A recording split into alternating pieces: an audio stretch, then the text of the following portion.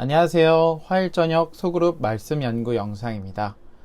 오늘은 우리 성도님들과 함께 소그룹 교재 4장의 내용을 함께 연구해 보도록 하겠습니다. 사람은 왜 자신의 기원을 궁금해 하는가? 이 질문을 가졌다는 것만으로도 인류는 자신들이 어떤 동물들보다 훨씬 우월한 존재라는 증거라고 주장해 왔습니다. 동물들은 스스로 자신의 본능을 채우면서 사는 것이 전부입니다. 아무리 똑똑하고 아무리 지능이 높은 동물이라고 할지라도 자신의 기원에 대해 궁금해하는 동물은 하나도 없다는 것이죠. 그러나 사람은 다릅니다. 사람은 자신의 존재의 이유 또는 존재의 목적에 대해서 생각했고, 바로 그것이 동물들보다 사람이 더 우월한 존재, 더 뛰어난 존재라는 증거라고 확신할 수 있었던 것입니다. 그렇다면 몇천 년 동안 이렇게 궁금해했던 이 질문의 해답을 사람들은 과연 찾았을까요? 정말 많은 사람들, 정말 오랜 시간 동안 궁금해해왔던 이 질문에 대해서 사람은 어떤 대답을 내렸을까요? 모든 생명은 미생물들이 화학적 합성을 반복하며 지금의 모습이 되었다는 화학 진화론, 지구에 떨어진 운석에서 생명의 씨앗이 뿌려졌다는 암석 모델, 바다 밑에 깊은 곳에서 여러 촉매 작용을 통해서 진화되었다는 심해 열수구 가설 등 정말 많은 가설들이 존재합니다. 다양한 사람들이 자신의 분야에서 인류가 어떻게 시작되었는지, 그 기원이 이렇다 저렇다 주장들을 내세운 것이죠. 심지어 지나가는 우주인이 이 지구에 생명을 떨어뜨렸다라고 주장하는 사람들도 있습니다. 아직까지도 무엇이 정확한 답인지 밝혀지진 않았습니다. 아무리 인간의 지식과 과학이 발전해도 이 질문에 대해서 정확한 해답을 내리지는 못할 것입니다. 오히려 요즘은 우리의 기원은 그냥 아무도 모른다, 모르는 것으로 두자는 주장이 젊은 사람들 사이에서는 유행이기도 합니다. 이처럼 사람은 자신의 기원에 대해서 모든 것이 어쩌면 이렇게 아름답고 조화롭게 만들어졌는지 궁금해하는 것은 인간의 본능일지도 모르겠습니다.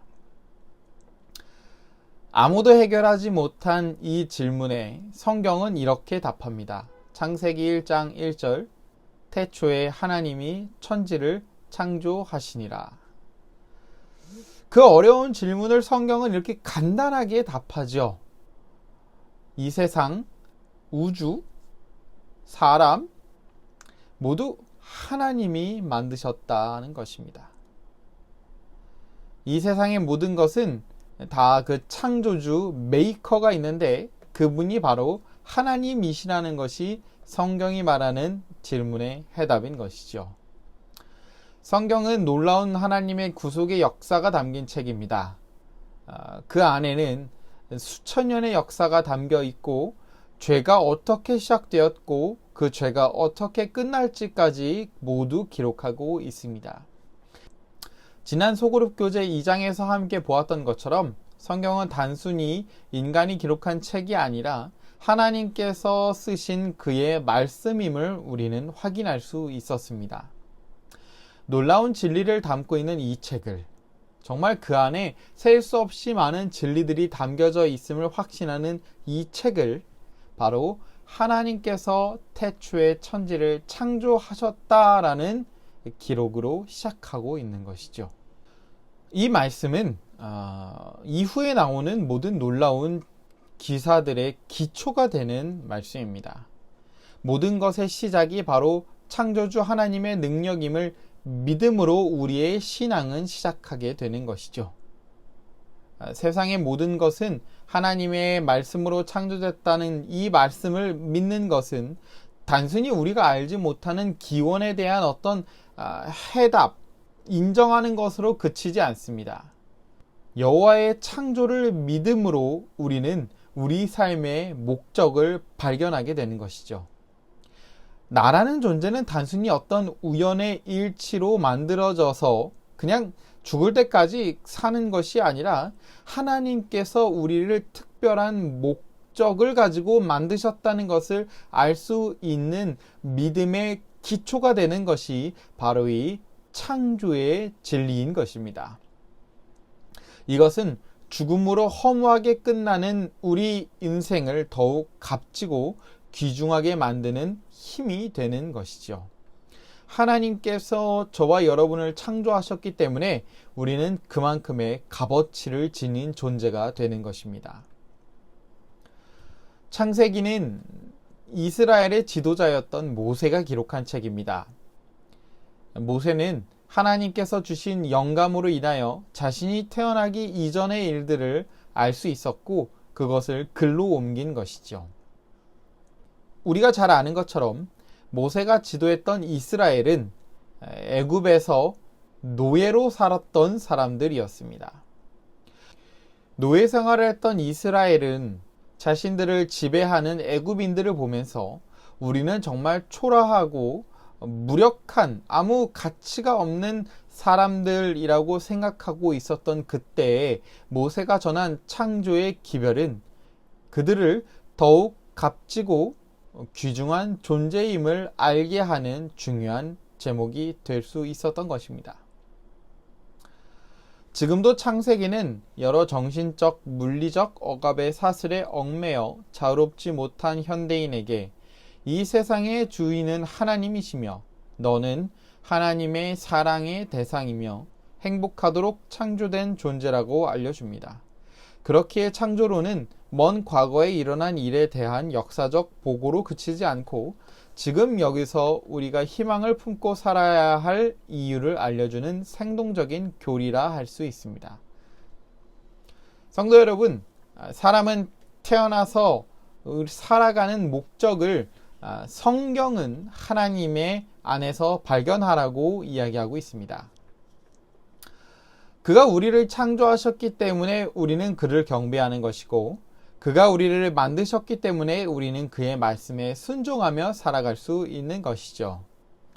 창조의 진리는 성경이 이야기하는 것처럼 정말 단순하고 간단한 것처럼 보이지만 그 진리가 가지고 있는 그 깊은 뜻은 우리에게 더욱 많은 것을 시사하고 더욱 많은 것을 우리에게 전달해주고 있다는 것을 알아야 하는 것이죠. 하나님께서 나를 창조하셨기 때문에 나는 나의 삶에 최선을 다하며 살아가야 할 필요가 있는 것입니다. 하나님이 만드셨기 때문인 것이죠.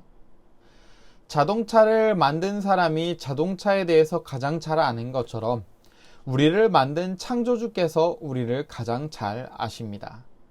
우리가 무엇을 필요로 하는지, 우리에게 무엇이 가장 중요한지, 우리에게 무엇이 가장 좋은지까지도 하나님께서 아시기 때문에 우리는 삶의 모든 선택을 하나님께 맡기고 하나님의 말씀을 의지하며 살아가는 것이죠. 우리가 예수 그리스도의 보혈로 인하여 구원을 받았다는 그 진리도, 우리가 하나님과 이웃을 사랑하며 살라는 하나님의 계명에 순종하는 것도 모두 하나님이 우리의 창조주가 되시기 때문에 우리는 그 말씀에 순종하며 살아야 할 필요가 있는 것입니다. 요한계시록 14장 7절에서 천사는 이렇게 외칩니다.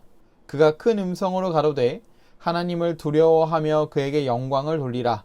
이는 그의 심판하실 시간이 이르렀음이니 하늘과 땅과 바다와 물들의 근원을 만드신 이를 경배하라 하더라. 사람은 그가 만들어진 목적, 하나님을 경배하고 하나님을 찬양하는 삶으로 돌아가야 할 필요가 있습니다. 왜냐하면 그것이 바로 우리가 만들어진 목적이며 우리의 목적을 다할 때에 인간은 최선의 모습, 최상의 상태로 돌아갈 수 있기 때문입니다. 하나님은 저와 여러분을 창조하셨고 우리는 우연의 일치로 만들어진 존재가 아니라는 것을 기억하므로 여러분과 저의 삶이 더욱더 소중하고 그만큼의 값어치를 가진 삶이 될 수 있기를 간절히 바랍니다. 창조주께 경배함으로 올바른 인간의 목적을 발견하시고 그 믿음으로 이 삶 가운데 희망을 찾으시는 여러분이 되시기를 바라면서 짧은 영상을 마치도록 하겠습니다.